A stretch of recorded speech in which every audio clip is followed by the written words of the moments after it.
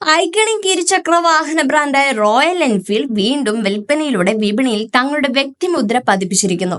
2025 ജനുവരിയിൽ കമ്പനി മൊത്തം 81,052 യൂണിറ്റുകൾ വിറ്റു. കഴിഞ്ഞ വർഷം ജനുവരിയിൽ വിറ്റ 70,556 യൂണിറ്റുകളിൽ നിന്ന് 14.88% വർധനയുണ്ടായിട്ടുണ്ട്.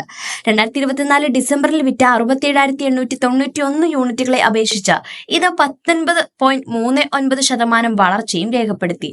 വർഷം തോറും 10,496 യൂണിറ്റുകളുടെയും പ്രതിമാസം 13,161 യൂണിറ്റുകളുടെയും വർധനവ് എൻഫീൽഡ് രേഖപ്പെടുത്തിയിട്ടുണ്ട്. വിൽപ്പനയിൽ ക്ലാസിക് 350 ഒന്നാം സ്ഥാനത്ത് തുടരുന്നു. ഇത് 30,582 യൂണിറ്റുകൾ വിറ്റഴിച്ചു. കമ്പനിയുടെ മൊത്തം വിൽപ്പനയിൽ 37.73% വിഹിതം ഇതിനുണ്ടായിരുന്നു. ബുള്ളറ്റ് 350ന്റെ വിൽപ്പന 19,163 യൂണിറ്റായിരുന്നു.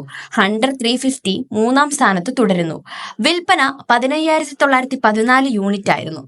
മെറ്റിയർ 350 8,373 യൂണിറ്റുകളുടെ വിൽപ്പന കൈവരിച്ചു. 650 ട്വിൻസിന്റെ കരുത്തുറ്റ 650 cc ബൈക്കുകളുടെ വിൽപ്പന ഇരട്ടിയായി. അതിന്റെ വിൽപ്പന 3,130 യൂണിറ്റായിരുന്നു.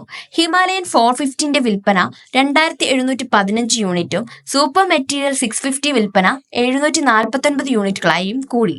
ഗറില്ല 450 വിൽപ്പന 349 യൂണിറ്റുകൾ. ഷോട്ട്ഗൺ 650 ആണ് ഏറ്റവും കുറഞ്ഞ വിൽപ്പനയിലുള്ളത്. അതിന്റെ വിൽപ്പന 77 യൂണിറ്റ് ആയിരുന്നു.